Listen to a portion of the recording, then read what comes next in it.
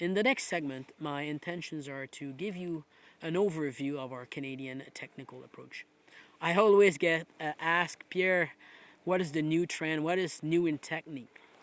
Well, this approach is pretty simple, and it's based on law of science, principle, and preferences. This way, it makes sure that you don't get trapped into a technical model that develop robots, and that robots are not capable or applying to different contexts. So this Canadian technical approach is documented in the Aim to Win document. If you want to refer to it, go for it.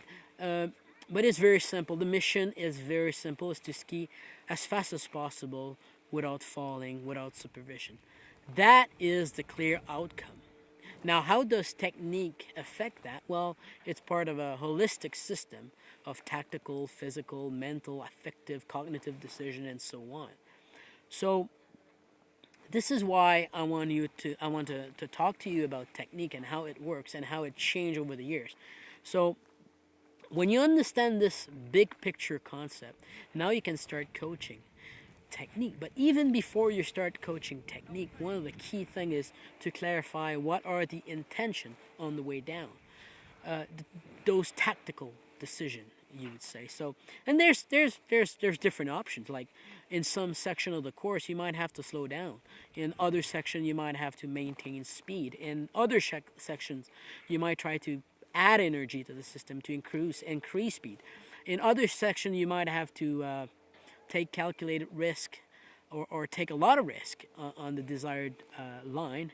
And maybe in ski cross, you'll want to go in some section, go for drafting or knowing here's an opportunity to pass. So the point of this approach is to clarify that with the athletes. Therefore, then you can start coaching the technique.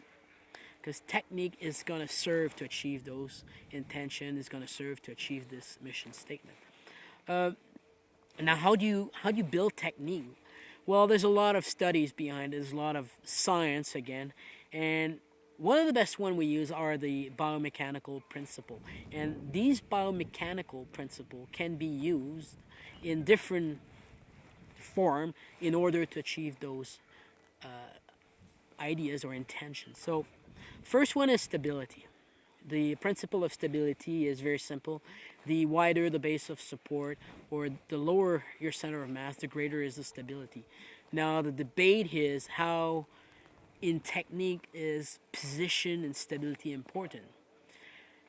And the more you work on stability, sometimes the more you're creating interference with mobility, agility, reflexive speed and stuff like that. So this is the spectrum where coaches should be understanding that stability is not only technique. And I personally think we overcoach stability in our country, especially with the new equipment, the physical training that our kids are having.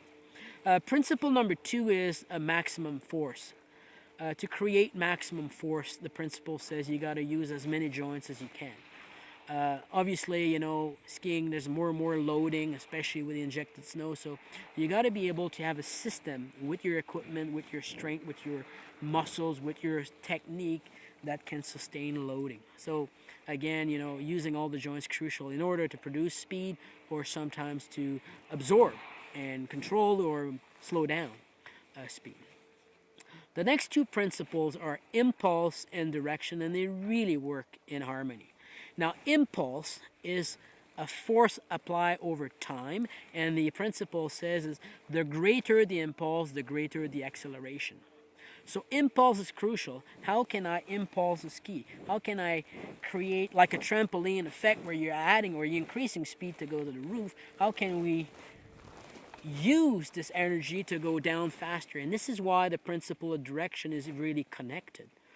Principle of direction says for every force applied, there's an opposite reaction. So in our sport, you will hear always the coaches pressure or impulse the skis before the gate, which makes sense because you want the opposite reaction to go down to the next gate, down the hill, therefore adding speed.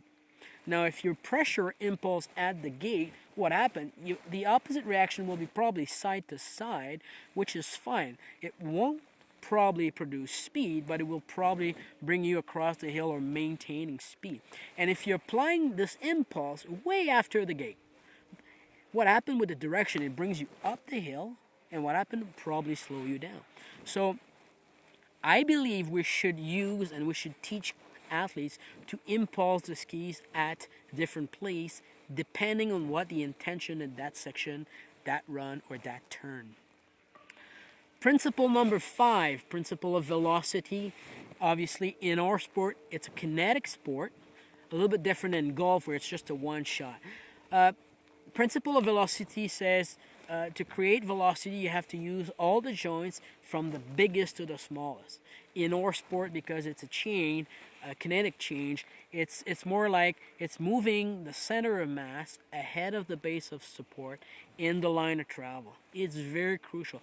So that's why you'll hear coaches, I want you to move your center of mass forwards towards the next gate in order to create velocity.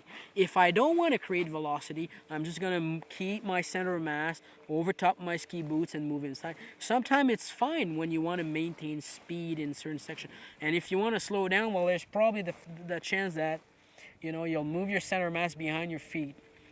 I don't think it's the best way, but that's sometimes what happens. So to create velocity, you really need to understand this concept.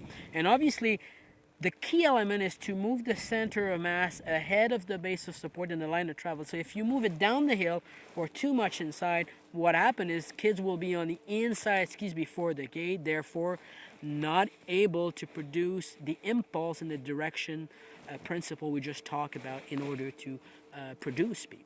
So velocity, impulse, direction all work together, especially if you want to produce speed. The next one is the angular motion. When an object is spinning around an axis, it creates a torque. Now, how does that work in skiing?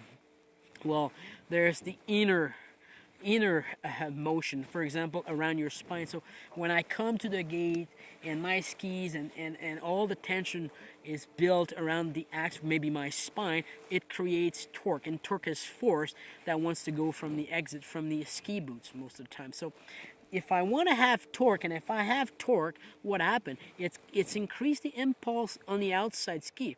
If I come to the gate and I'm square, I don't create torque, I'm going to probably be able to turn anyway, but I will probably just maintain speed. So this is a subtlety between natural separation, coiling at the gate versus skiing square. So I think that needs to be understood by the coaches in order to produce or maintain speed.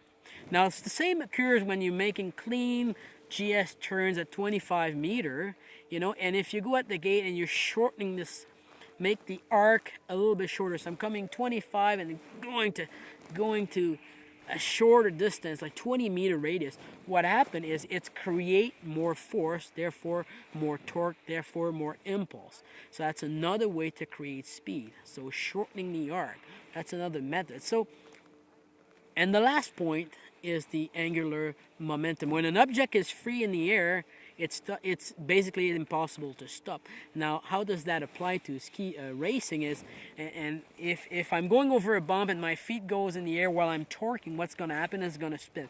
So this is why use of a pole is crucial to control this momentum. Sometimes you don't need it because it's pretty simple. Sometimes you need it. You'll see in GS, the best guy in the world, they'll bring the basket of the pole really there. If they start turning and losing or starting to get into a spiral, they'll use it. So pole plan or use of a pole touch is pretty good to make sure you're always in control, keeping both feet on the ground in order to control this angular momentum if you get in the air. So these biomechanical principles are the cornerstone of our technique. And this technique is applying different intentions. We still use, as coaches, key elements of technique. Of course, we use 5 key ones in our technical model. One is use of the pole. Like I said, use of the pole for upper and lower body separation, for stability principle, for controlling the angular momentum.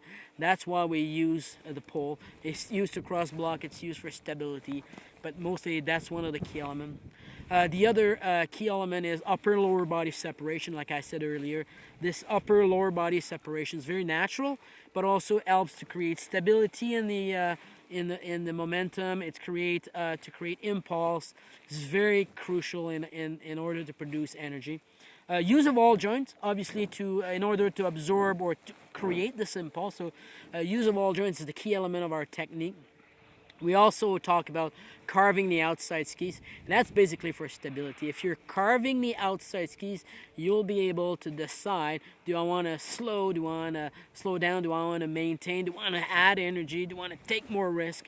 So this carving outside skis allow you to make a decision on your intention. And the last one is natural balance. Natural balance, because everybody's different physiology, different style, different equipment setup. So if you have a natural balance, you'll be probably able to get pretty relaxed, pretty effective in order to use technique to match your intentions.